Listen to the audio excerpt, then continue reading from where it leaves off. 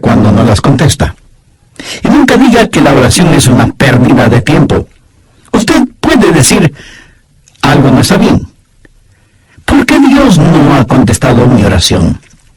Bien, quiero compartir con usted 6 claves para la oración contestada. Y espero que las grabe en su corazón. Son sencillas, nada realmente nuevo, pero algo que necesitamos recordar en una forma más continua y metódica. Para que sus oraciones sean contestadas, primero, debe orar en el nombre de Jesús. Veamos Juan 14, los versos 13 y 14. Jesús dijo, y todo lo que pidiereis al Padre en mi nombre lo haré, para que el Padre sea glorificado en el Hijo. Dios quiere glorificar a su Hijo, el Señor Jesucristo, y esa es la razón por la que debemos orar en su nombre. Y Jesús ratifica esa realidad al decir, si algo pidiereis en mi nombre, yo lo haré. Ahora vayamos al capítulo 16, versos 23 y 24, en donde Jesús hace énfasis en el mismo asunto. En aquel día no me preguntaréis nada. De cierto os digo, que todo cuanto pidiereis al Padre en mi nombre, os lo dará. Hasta ahora nada habéis pedido en mi nombre. Pedid y recibiréis, para que vuestro gozo sea cumplido. Muéstrame una persona cuyas oraciones le son contestadas, y de seguro que esa persona está llena de gozo.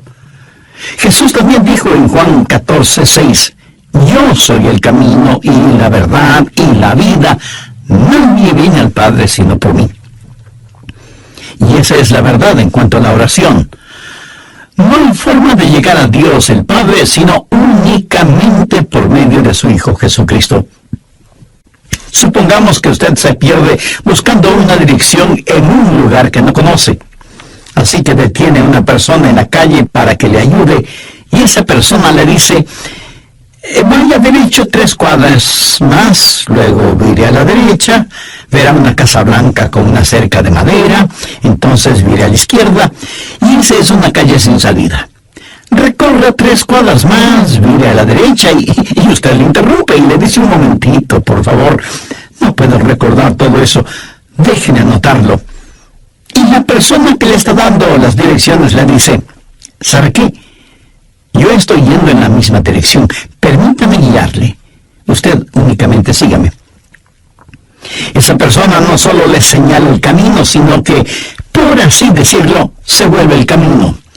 Jesús no indica el camino, Jesús es el camino hacia el Padre, y cuando usted ora en el nombre de Jesús, Él le lleva a la presencia del Padre.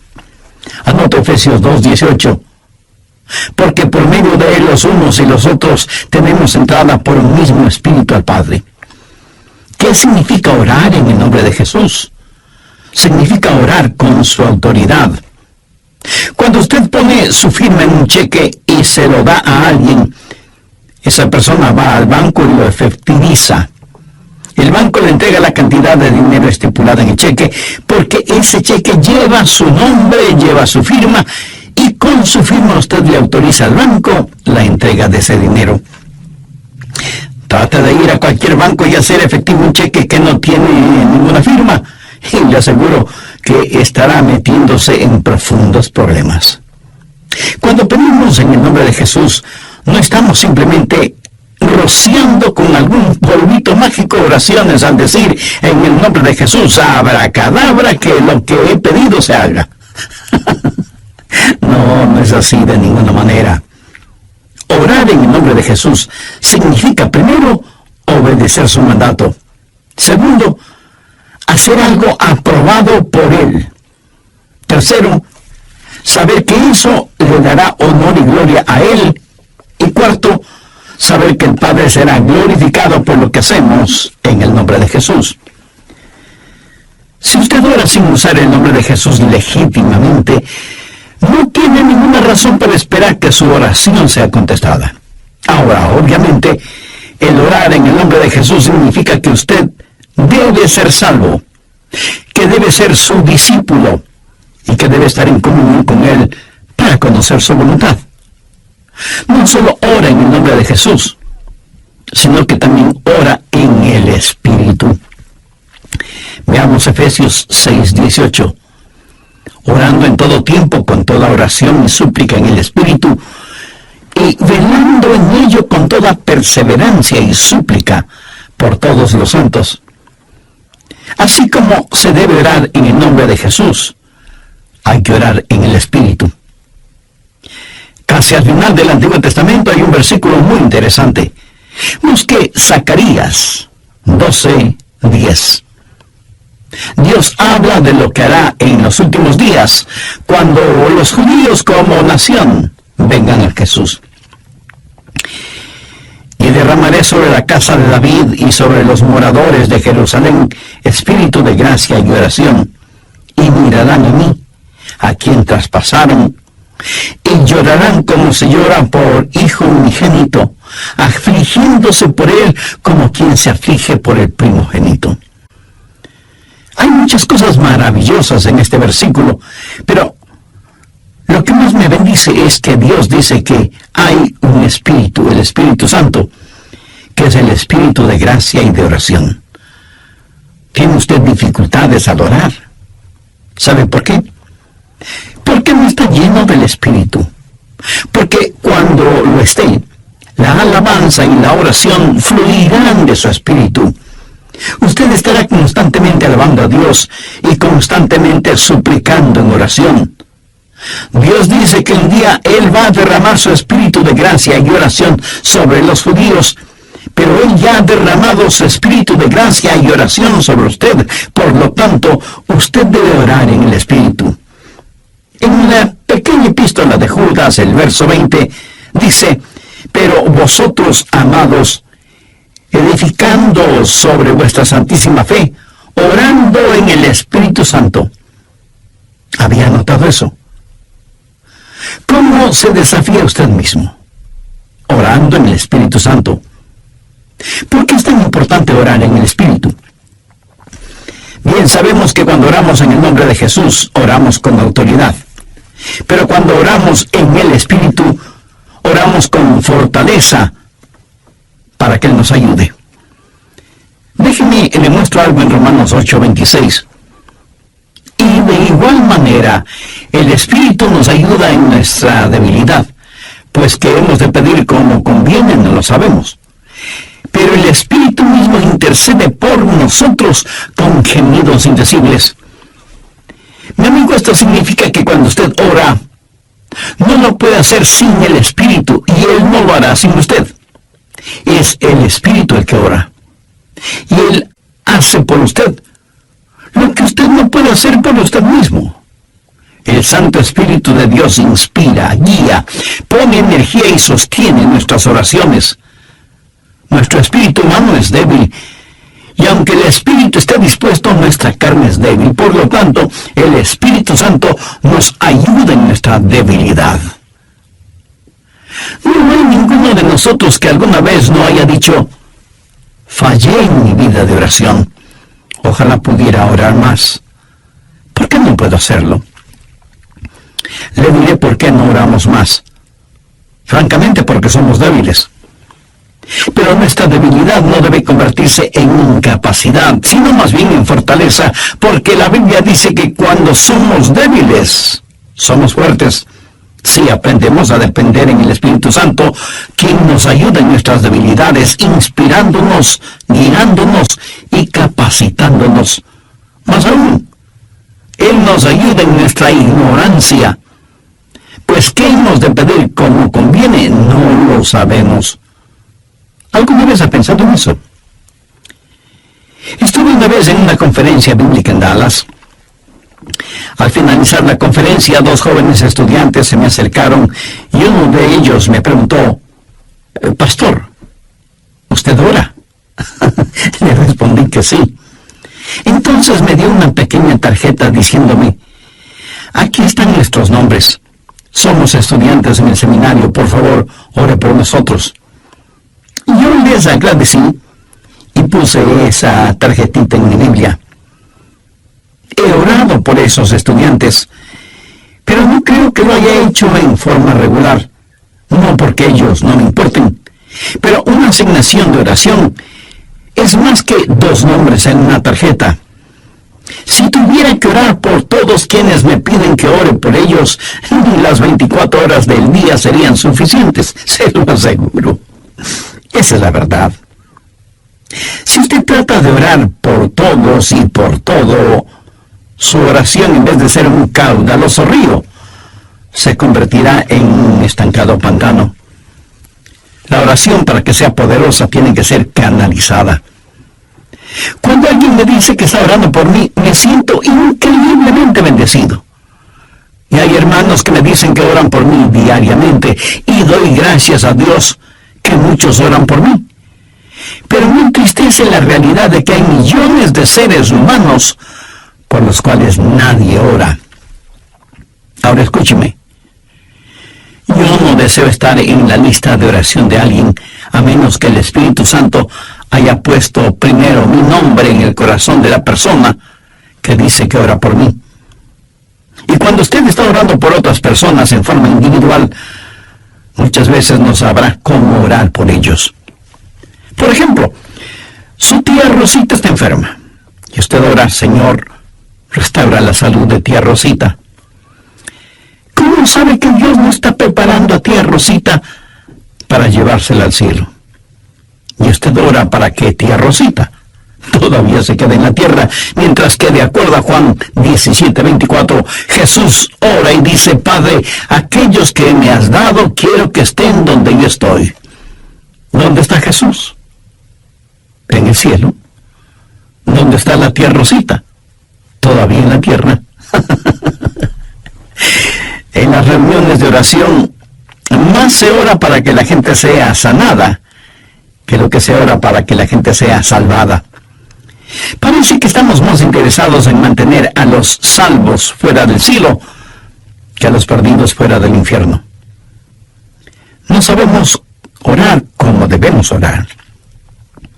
Cuando Saulo perseguía a los seguidores de Cristo, antes de que fuera el apóstol Pablo, me pregunto, ¿qué oraba la iglesia en relación con Saulo? Si yo hubiera vivido en esa época, seguro que hubiera orado: Señor, mira cómo este Saulo nos persigue. Elimínalo, evapóralo, Señor, haz algo con él. Y ciertamente, Dios hizo algo con él, pero no precisamente como se lo pedimos. Dios lo transformó en el poderoso apóstol Pablo. A veces no sabemos ni lo que pedimos. Por eso el Espíritu Santo, que intercede por nosotros, dice: Señor, esto es lo que Adrián está pidiendo, pero esto es lo que en realidad necesita. El Santo Espíritu de Dios nos ayuda en nuestras debilidades cuando nosotros no sabemos cómo orar, por qué orar, o cuando no tenemos la fortaleza, ni la energía, ni el deseo de orar. E intercede con nosotros, como la Biblia lo dice en Romanos 6:26, pero el Espíritu mismo intercede por nosotros con gemidos indecibles. Ni usted ni yo, nadie puede orar como el Espíritu Santo puede hacerlo. Y la expresión gemidos indecibles era utilizada para describir los dolores de una mujer dando a luz. Eso, mi amigo, es orar en el Espíritu. Intercede por nosotros con gemidos indecibles, porque muchas veces nosotros no sabemos qué pedir. Algunos años atrás, yo viví la experiencia de un profundo dolor emocional y espiritual a tal grado que no podía ni siquiera articular una sencilla oración. Lo único que podía hacer era quejarme. Pero el Santo Espíritu de Dios escuchó mi oración y Él llevó mi dolor, mi súplica, hasta el trono de la gracia y la misericordia de Dios. Entonces usted ora primero en el nombre de Jesús, segundo en el Espíritu Santo. Para orar en el nombre de Jesús, usted tiene que ser salvo. Y para orar en el Espíritu, usted tiene que ser lleno del Espíritu Santo de Dios. Tercero, usted debe orar en obediencia a Dios. Es una malvada necedad el esperar que Dios escuche sus oraciones, cuando usted no está viviendo en obediencia a Él. Lo triste es que hay personas que tienen la idea de que Dios les bendecirá, aún en su desobediencia. Razone esto un instante. Si usted está viviendo una vida de desobediencia, y aún así Dios contesta sus oraciones, ¿qué es lo que Dios está haciendo? Está animando y recompensando su pecado. Pero escúcheme, Dios le ama demasiado como para hacer eso. Veamos el Salmo 66. Quiero mostrarle algo. Salmo 66, verso 18. Este es un versículo que debería estar subrayado en su Biblia. Si en mi corazón hubiese yo mirado la iniquidad, el Señor no me habría escuchado. Ahí lo tiene, en blanco y negro y bien impreso. Y usted no tiene que ser un científico aeroespacial para entender eso, ¿verdad? Muchos hablan de las grandes promesas en la oración. Bien, esta es una promesa. Si en mi corazón hubiese yo mirado la iniquidad, el Señor no me habría escuchado. Ahora, note que no dice, si hubiera pecado, Dios no me escucharía. Dios no le escuchará a usted. Dios no me escuchará a mí. Dios no escuchará a nadie que tenga iniquidad en su corazón. Iniquidad significa el hacer trato con el pecado, sentirse en paz haciendo el pecado. Y si yo tengo cualquier iniquidad en mi corazón, ¿Dios no me escuchará? Ora usted a Dios. Si tiene algún pecado en su corazón, ¿cómo puede esperar que Dios le escuche? Para que Dios le escuche, usted tiene que arrepentirse de sus pecados y tener a Jesús como su Salvador y Señor. Si antes no ha hecho esta decisión, le invito a que lo haga ahora mismo. Ore y diga, querido Dios, sé que soy pecador y que mi pecado merece tu justo juicio, pero me acerco a ti en busca de gracia y de misericordia, y suplicarte en los méritos de tu Hijo, el Señor Jesucristo, me perdones.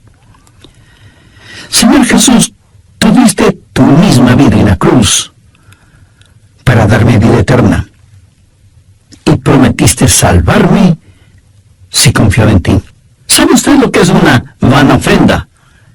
Es solo una oración vacía. No me traigáis más vana ofrenda. El incienso me es abominación. Aquí ellos estaban en el templo quemando incienso, ofreciendo incienso en el altar. No me traigáis más vana ofrenda. El incienso me es abominación. Luna nueva y día de reposo, el convocar asambleas, no lo puedo sufrir. Son iniquidades vuestras fiestas solemnes. ¿Qué es lo que Dios está diciendo aquí?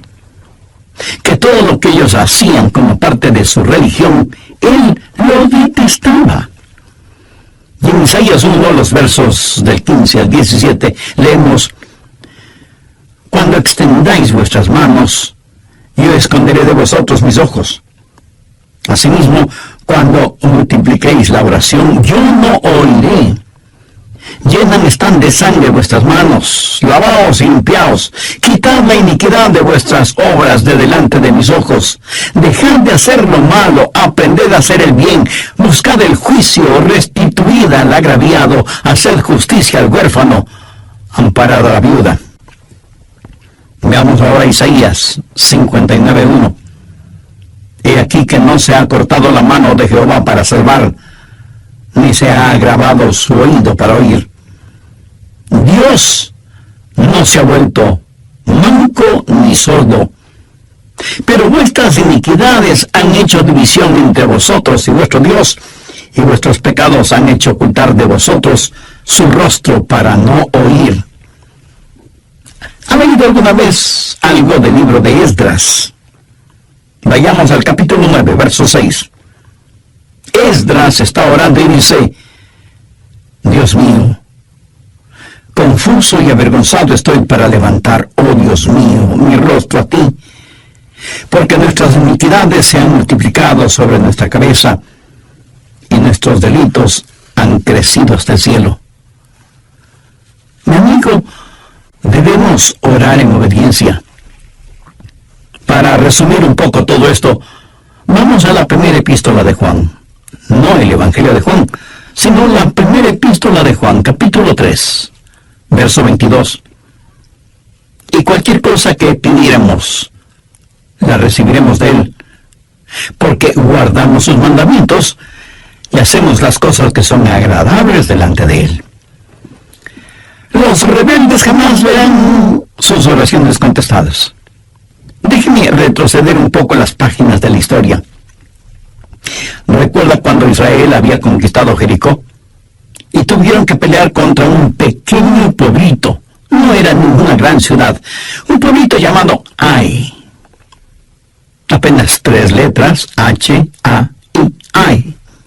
Y sin embargo, los israelitas tuvieron que huir, como se dice vulgarmente, con el rabo entre las piernas, ignominiosamente derrotados. Y Josué tiene que ir y postrarse delante de Dios y preguntarle cómo pudo permitir que tal cosa sucediera. Mire lo que le contestó Dios en Josué 7, los versos 10 y 11. Y Jehová dijo a Josué: levántate, ¿por qué te postras así sobre tu rostro? Israel ha pecado. ¿Qué está diciendo? Josué, hijo mío, ¿por qué me estás orando? No puedes utilizar tus oraciones como una cortina de humo para ocultar el pecado que hay en medio del pueblo. Enfrenta y elimina ese pecado, y entonces oiré tus oraciones. Cuarto, usted debe orar en la voluntad de Dios. No solo conocer a Jesús, no solo ser lleno del Espíritu, no solo obedecer los mandamientos, pero aún habiendo hecho todo esto, todo lo que usted desea no es necesariamente la voluntad de Dios para usted. Anote 1 Juan 5, versos 14-15. Y esta es la confianza que tenemos en Él, que si pedimos alguna cosa conforme a su voluntad, Él nos oye. Y si sabemos que Él nos oye,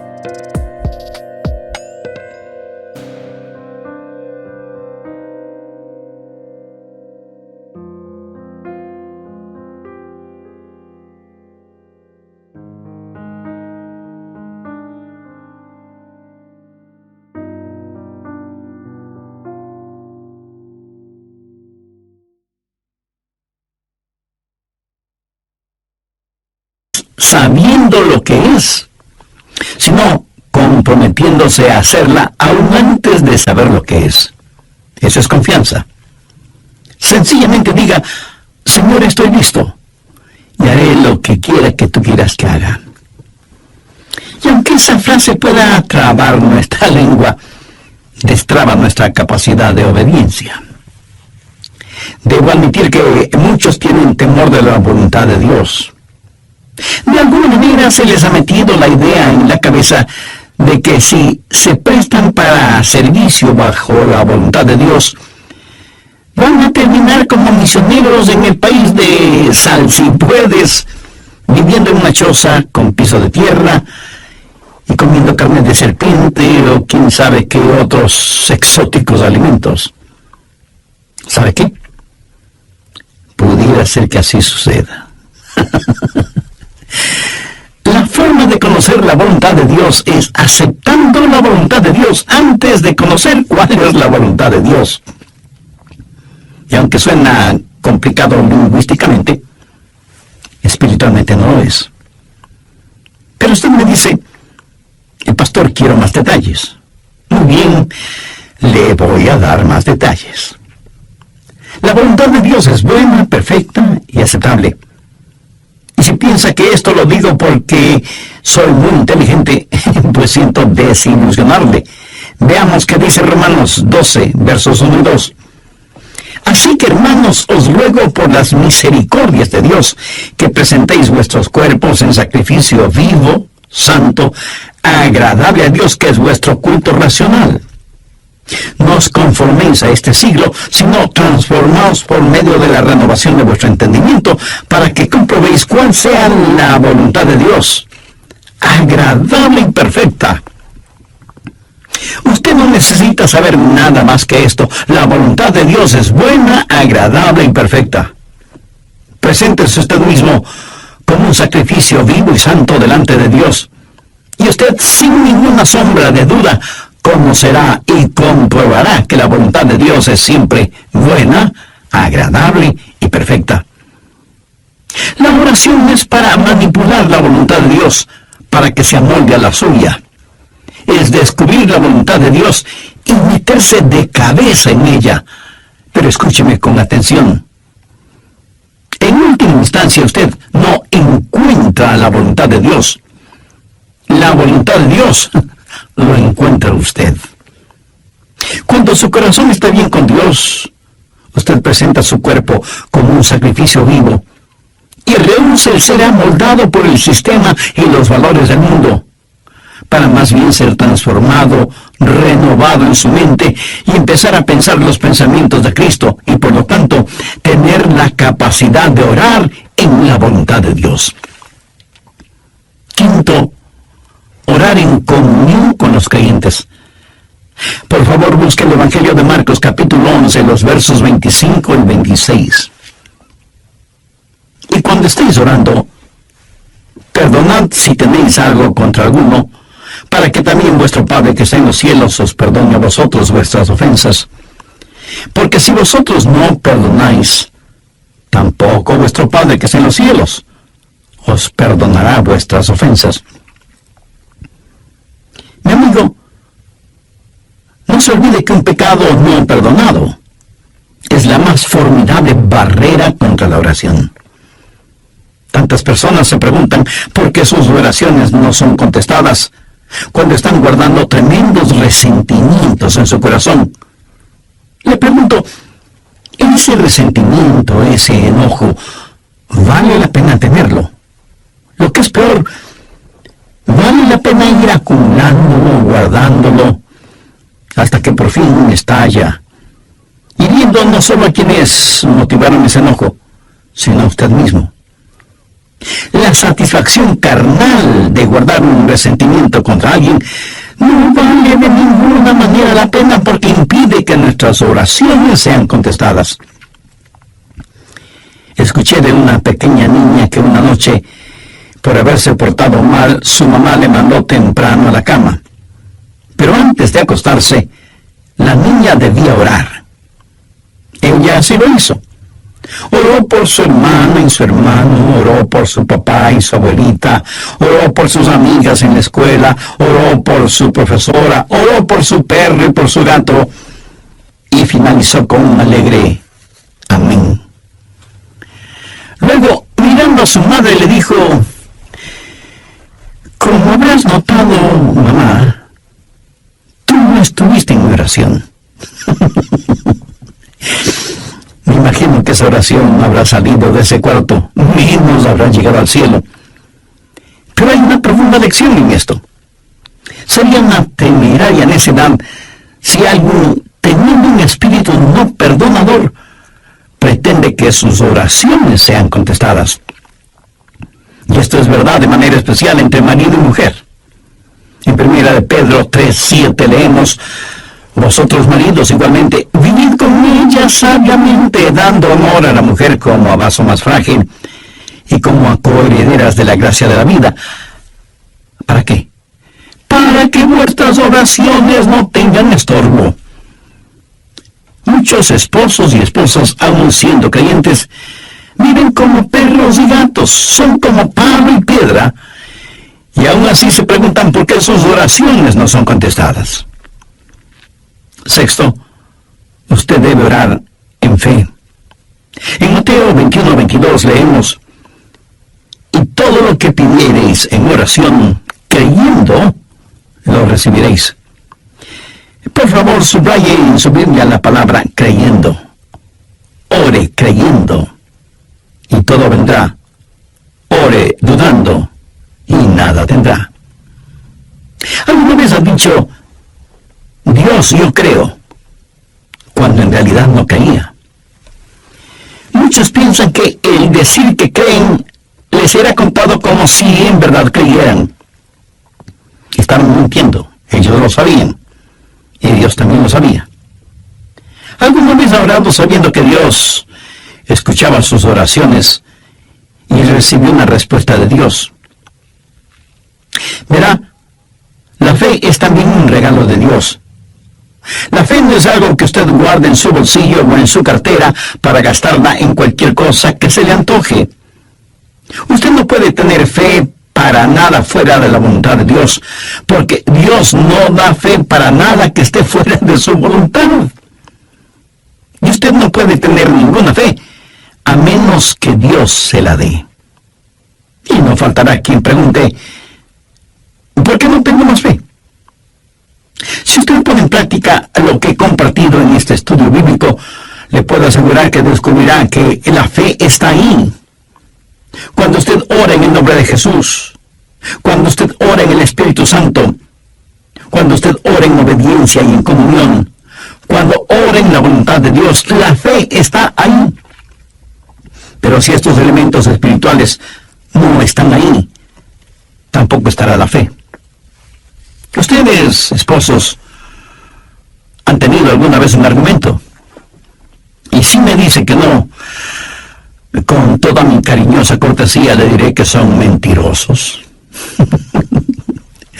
Cuando marido y mujer tienen un argumento y no lo solucionan, y luego se arrodillan para orar por su hijito enfermo, ¿no se sienten espiritualmente enfermos?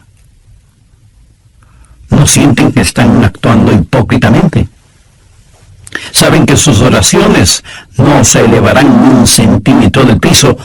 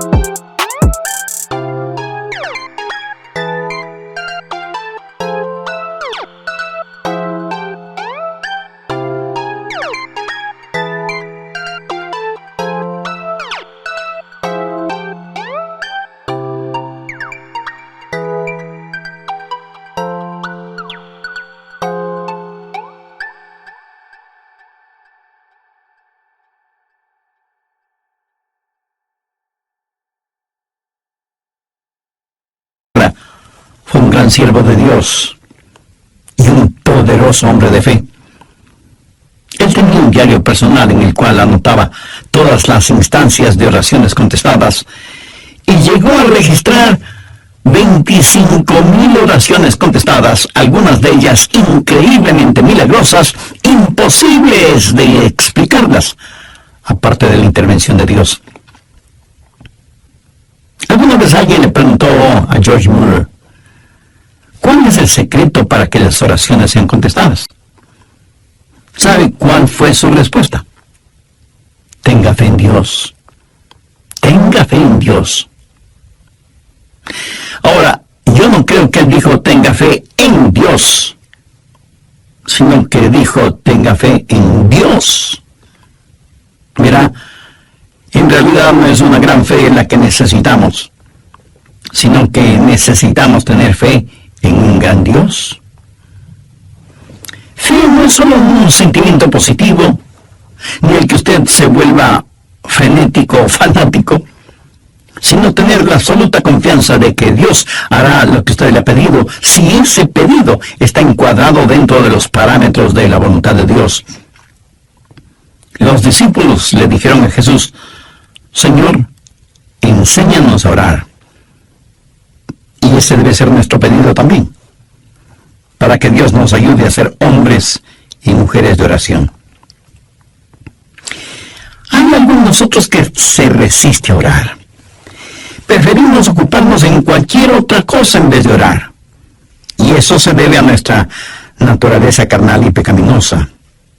Por eso necesitamos la ayuda de Dios para que amemos de tal manera a Jesús y seamos llenos de su Espíritu Santo, para que la oración fluya de nosotros en forma constante y que oremos siempre en el nombre del Señor Jesucristo.